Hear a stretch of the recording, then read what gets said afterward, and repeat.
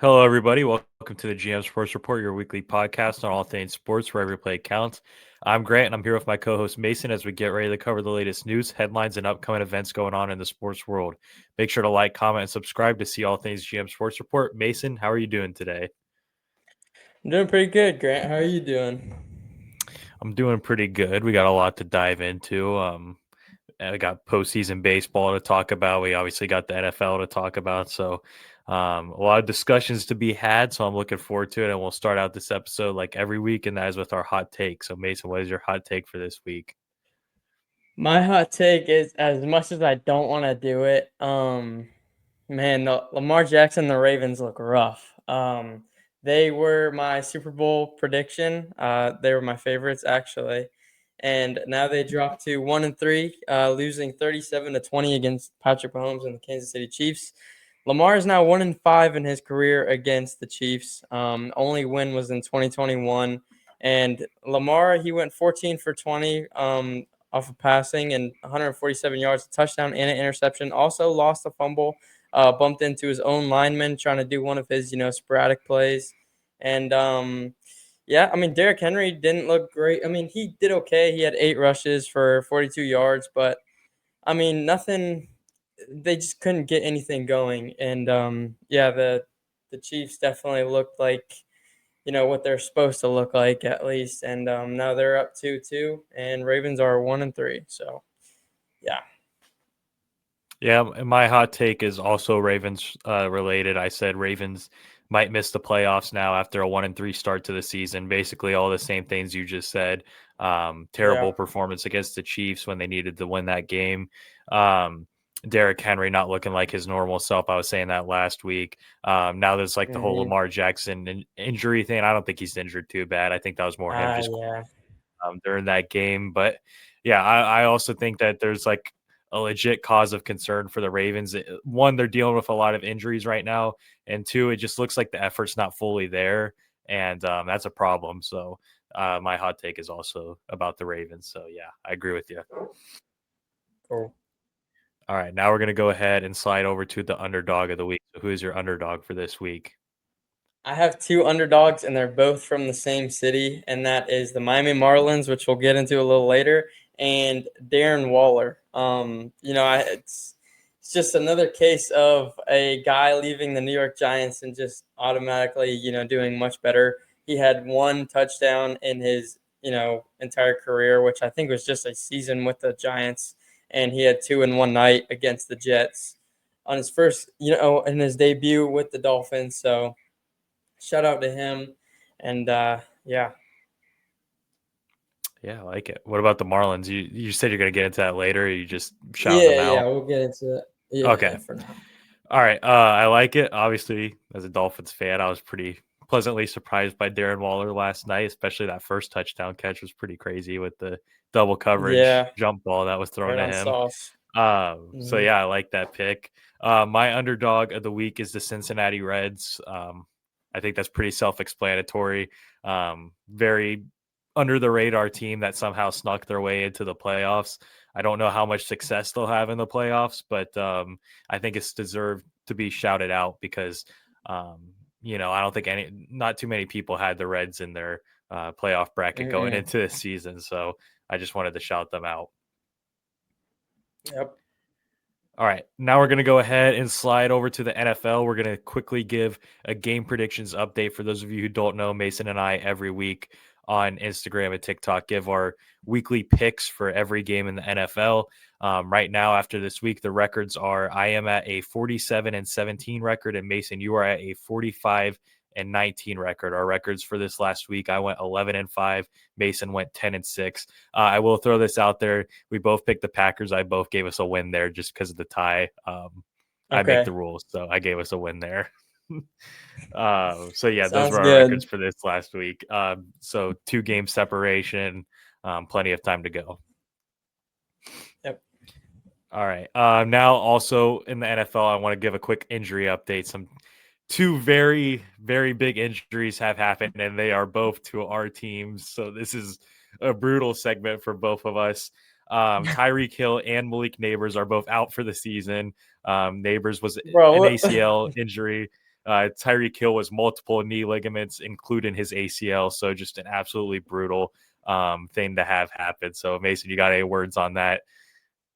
I just like it just figures, we have a guy who actually looks playable at quarterback, and Tua obviously looked a little serviceable last night. Granted, I'm not going to take too much away from him since it was the Jets. It's a great kind of get back game for the Dolphins, but he starts looking a lot better compared to what he was all season, and then bam, both guys get taken away from us. Both our wide receiver ones. Guys got to step up now. I know a lot of Giants fans want us to, look for a receiver. I want Odell back. I don't care if he's old or whatever. Just, bring him back for locker room purposes. And yeah, we'll see what happens. But absolutely devastating. Yeah. Yeah, dude. It was just absolutely brutal. Like we finally, as a Dolphins fan last night, I was finally Yeah. happy and excited. Like we're finally Yep. playing like decent. The offense is rolling. Tyreek Hill had like 6 receptions for 67 yards or something like that. Um, and obviously, we know it happened, and it's just devastating to see. Same with the Malik Neighbors. It felt like Giants fans finally had something to cheer about with Jackson Dart and a great win against the Chargers that I don't think too many people had in their predictions. And it's just kind of dimmed because of these injuries that have happened to these two teams. And really, just so many injuries going around the league right now. I mean, last week we went So into a bad. very long list of players that got injured. And now this week, 2 wide receiver ones have been listed as out for the season now. So it's just there's definitely an injury issue. I know with MetLife, there's always going to be that conversation with Golly. the field there and how there needs to be changes made, and it's just frustrating to see like all these people go down with injuries. So maybe there'll be change eventually, but we'll see. Yeah, they started calling MetLife Death Life just because Yeah, of how many, injuries have happened. yeah, it's brutal. All right. Now we're going to go ahead and get into our 3 takeaways from week 4. This is something we do every week. We give 3 takeaways from the previous week. So, Mason, what are your 3 takeaways? All right, so my first takeaway is going to be the game that was in Ireland. That is the Steelers and Vikings. It looked like the Steelers were going to run away with this one in the beginning, and then Aaron Rodgers he looked decent. He went 18 for 22, 200 yards and a touchdown, and then DK Metcalf had a phenomenal first half. 5 receptions, 126 yards and a touchdown. Not as much production in the second half. Steelers or Vikings defense kind of woke up a little bit. But then on the Vikings side, Carson Wentz, he just the age looked like it got to him this game. He went 30 for 46, 350 yards, 2 touchdowns, and 2 interceptions. So, like we've been seeing a lot of these, older guys doing, they're just throwing the ball up. And Justin Jefferson had 10 receptions, 126 yards. So, yeah, the Steelers won that one 24-21. And then the next one I'd like to go over is, let's see. I'm gonna do the Eagles and Buccaneers game. That one, again, it looked like the Eagles were just gonna run away and absolutely kill the Bucks. And then late in the game, Bucky Irvin and Emeka Ogbuka had phenomenal touchdowns. And then sadly, Baker threw that costly interception on the final drive, which it did get tipped. So got to throw that out there. But Yeah. yeah, Eagles win 31-25. And then the Colts and Rams game, which was a lot closer than I think a lot of people expected. But I kind of, you and I kind of figured that this was going to be a pretty close game. Rams did win 27-20. Daniel Jones went 262 yards, touchdown, and 2 interceptions. So, you know, he was going to it was going to come back to him at some point. But Matthew Stafford had 375 yards and 3 touchdowns. And man, I'll tell you what, Puka Nakua, he is the wide receiver one in the league right now, in my opinion. He's just insane. Mhm. Absolutely phenomenal so far. 13 receptions, 170 yards and a touchdown. So got to give credit to him, and if I hope he stays healthy because what he's been doing week in week out has been so fun to watch. Yeah, I like it. I agree with all 3 of those. Real quick, I'll give mine. Starting out with number 1, you'll like this one. I think Jackson Dart is the future of the Giants, just like we all kind of thought he would be.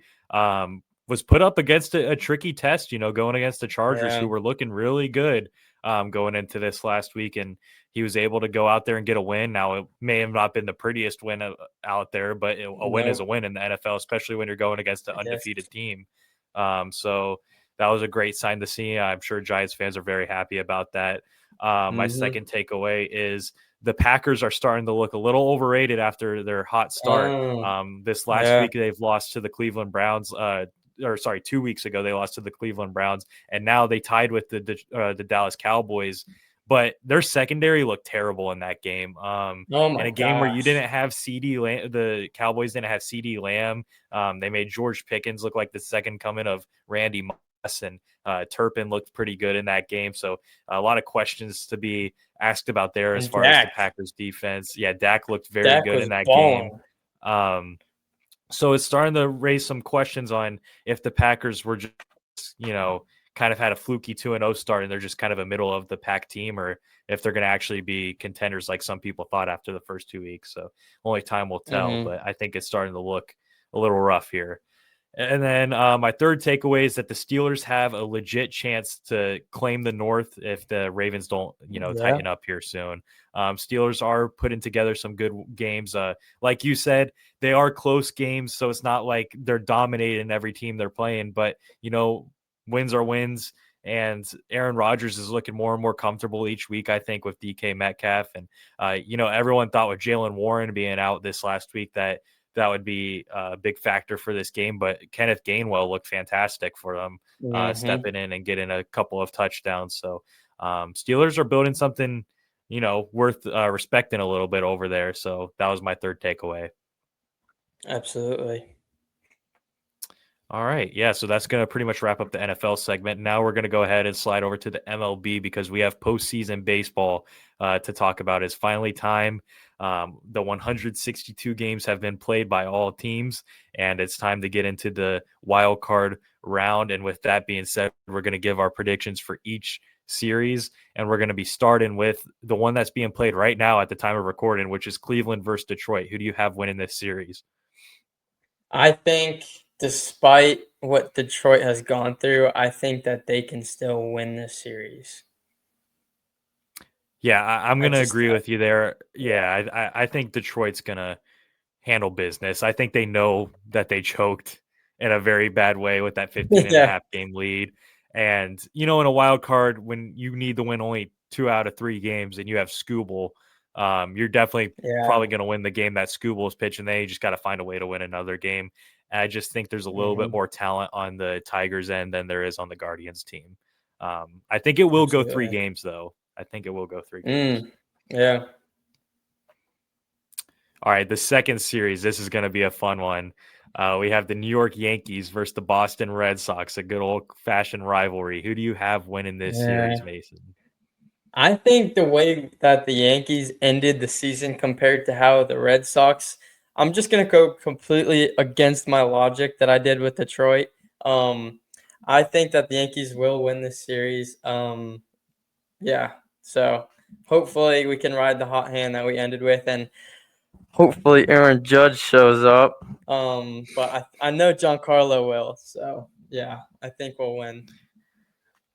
I'm sorry, but I actually am going to take the Boston Red Wow. Sox for this Oh my series. gosh. Multiple reasons. The first one being I just really like how this Boston Red Sox team is built for a playoff, uh, style team. They have really good top end started pitchers, and then they have some really good back end relievers to throw late in games. I mean, Chapman was the best closer in baseball this year. There's no denying that. And then you have those arms at the top of your rotation and Garrett Crochet. So they're just kind of built for playoffs, and I believe they had like a pretty good record against the Yankees last year. I can't, or this last season. I can't remember it off the top of my head, but I do believe that the Red Sox won more than the Yankees when they faced off against each other. So for those reasons, I am going to pick the Boston Red Sox. Okay. All right. Next series we have is the Chicago Cubs versus the San Diego Padres. Who do you have winning this series? Well, you picked the Red Sox, so I'm gonna pick the Padres. How about Fair that? enough. That's Nah, fine. I don't know. I think it could be close. I think if it's just really the injuries that scare me with the Cubs. I think if they were a Yeah. fully healthy team, then yeah, absolutely they could beat the Padres. It'd still be a great series, but I think the Padres will win this series. Yeah, I'd be feeling a lot better about this series if I knew Cade Horton was on the mound to start this series. But obviously, with his rib fracture, he's not going to be with the team anytime soon. So we have Matthew Boyd going today, which look, Matthew Boyd was fantastic this season, especially at Wrigley Field. Um, I think that's the saving grace of this. If the Cubs win this series, it's because of having home field advantage. The Cubs are a much better team at home. And I was actually doing some research, and the Padres are not very good on the road. They had a losing record this year on the road. So I'm really hoping that that plays a factor. I'm not going to pick the Padres. I have to pick the Chicago Cubs. That's my team. I haven't seen them play a Mhm. playoff game in 5 years, and I don't want to. I don't want to only see 3 games.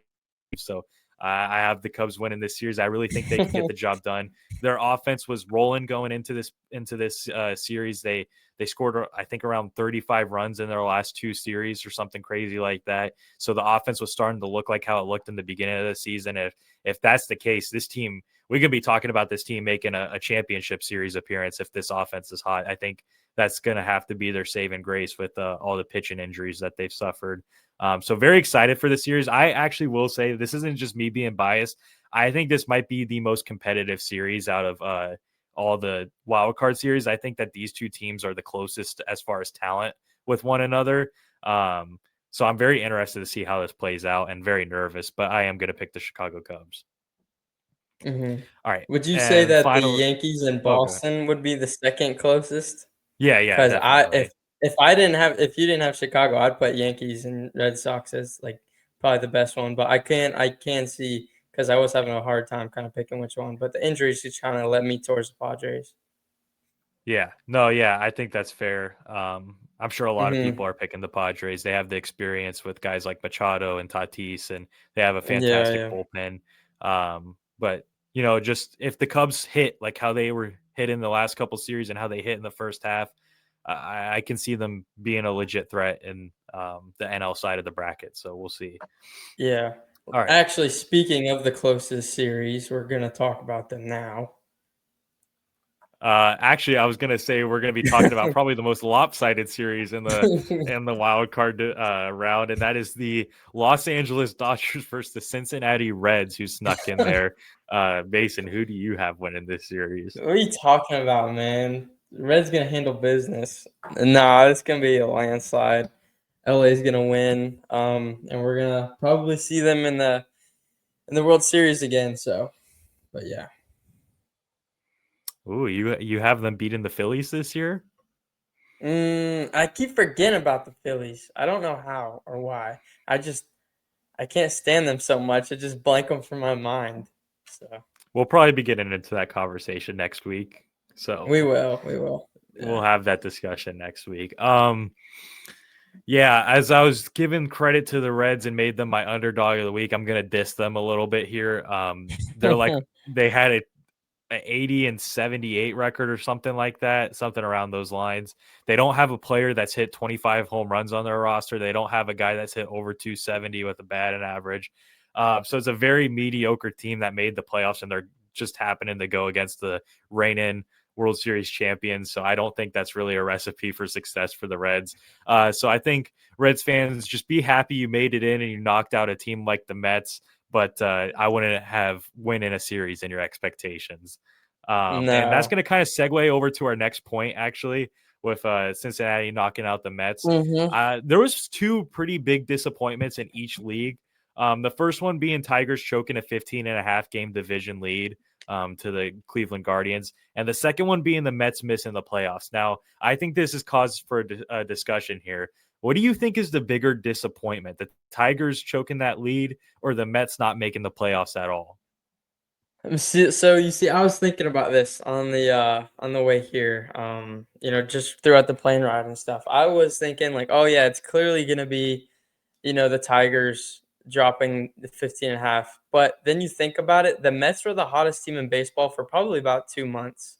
Um, or just at least the beginning of baseball, they were one of the hottest teams. And Yeah. it's just for them to slowly collapse just completely out of the playoffs and have to, you know, just basically rely on every other factor other than winning at the end. They just couldn't get it done, and yeah, I think, man, it's a lot closer now that I'm really thinking about it. But since the Detroit Tigers are still in the playoffs and still have a chance to really kind of get hot, and the Mets just don't, and they have what they put like added $1 billion roster to the season, and Yeah, Pete Alonso's optioning out, I'm gonna have to go with the Mets. So I yeah, think that I think it's they're fair. just the collapse is just started and it's gonna keep going. Yeah. Look, the Tigers choking that 15.5 game division is crazy, especially since going into the Yes. All-Star break, they were looking like the shoe-in for the AL Mhm. champions. I think everyone thought going into that halfway point of the season that the Tigers were the team to beat, and were easily going to make it to the World Series. But obviously, as we can see, they choked the 15.5 game division lead and are now going against the person that they choked the lead to in the wild card with the Cleveland Guardians, and that is Mhm. a huge disappointment. Like I could only imagine Absolutely. if I was a fan of my team and we had a 15.5 game lead, how angry I would be if we ended up choking that away in the second half of the season. So I can really understand the disappointment there, but I'm kind of basing this decision off of your decision as well, where I agree with your point. They're still in the playoffs at the end of the day, and the Mets Yeah, yeah. through the first They're 75 just games of not. the season had the best record in baseball.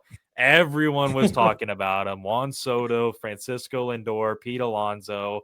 30-30 seasons. Yeah, Two exactly. 30-30 All seasons. yeah, so everyone was hyping up this Mets team like since the beginning of the season, and for them to not even make the playoffs, and for them to miss the playoffs to a team like the Cincinnati Reds, that is just an embarrassment. And here's the crazy thing, usually when you look at a team chokes a who chokes a playoff spot, the team that made it in over them like deserved that spot. They got really hot and played really good baseball. The Reds played about 500 baseball the second half of the season. It's not like they went on some crazy like 20-10 run or something like that where they're winning all these games. They played like 500 baseball and still found a way to make it in over the Mets. And there's probably about $500 million deficit in payroll for this season. So it's hilarious to see a team like the Reds make it in over the Mets. Matt, if you're watching this, I'm sorry, but that to me is a He's bigger not watching disappointment than it. what the Tigers did. Yeah, He yeah. probably tuned out if he was watching when we started this segment. I mean, So he's asking if I'm on every episode, so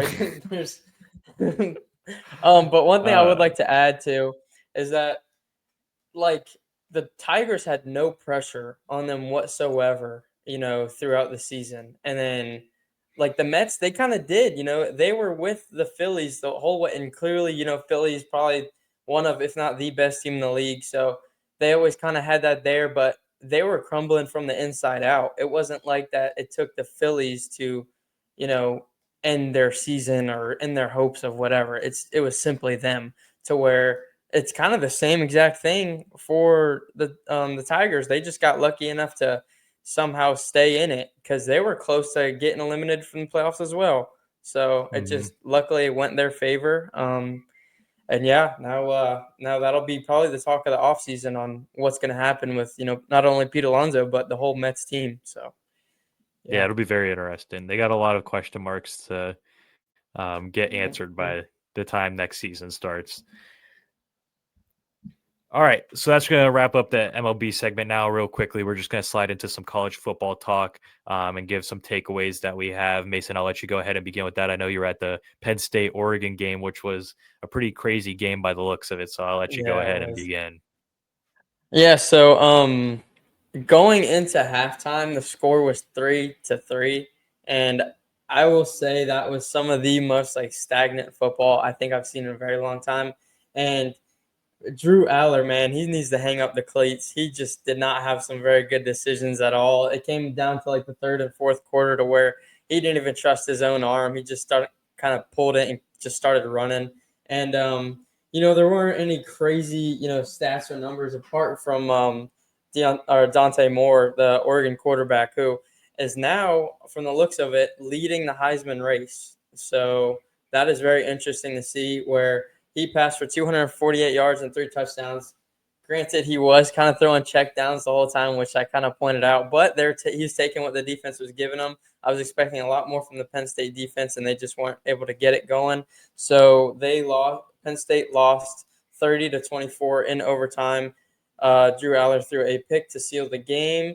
And the second game I'd like to talk about is the other 8 o'clock game, which was Alabama beating Georgia and 24-21. I wasn't able to watch this game, but Ty Simpson threw for 276 yards and 2 touchdowns against Gunnar Stockton. He threw 130 yards and 1 touchdown. So that was not great as well. And just it was wild. Those were kind of the biggest 2 games to kind of talk about, but yeah, just very interesting. Yeah, I agree with you there. I think for my takeaways, I'm going to start with the Florida State losing on the road there in a pretty big upset in fashion. Completely That was a forgot about that. Yeah. pretty crazy game there. And I think there was another upset with Alabama beating Georgia. Yes. Not as big, I think, as the FSU upset was, but pretty decent No, upset, not at I'd all. say. And those are pretty much my takeaways from this week. I felt like there was a lot of upsets, and it also felt like there was a lot of games Yeah. going to overtime and double overtime. So, really exciting week Yeah. for college football, I feel like. And as a casual college football fan, I found it excited, and those were some of my takeaways. Yeah. So where Cole lives, we drove from the game to his place, which was a 4.5 hour drive. And we didn't get out of the stadium till about 12 o'clock. So we got home probably about like 5 o'clock just from stopping and stuff. But it was crazy. It was just a long day. Yeah, I bet, man. Long, long day, but I bet it was worth it because it looked like it was an It exciting game. was. So, Yes. all right. Yep. Well, that's pretty much going to wrap up this episode. So, thank you guys for tuning into this week's episode of GF Sports Report, where every play counts. Please make sure to like, comment, and subscribe to be able to see our weekly episodes on all things sports. For additional content, check the description to see links to our Instagram and TikTok account. This is Grant and Mason signing off for now. Have a great week, everybody. Thank you guys.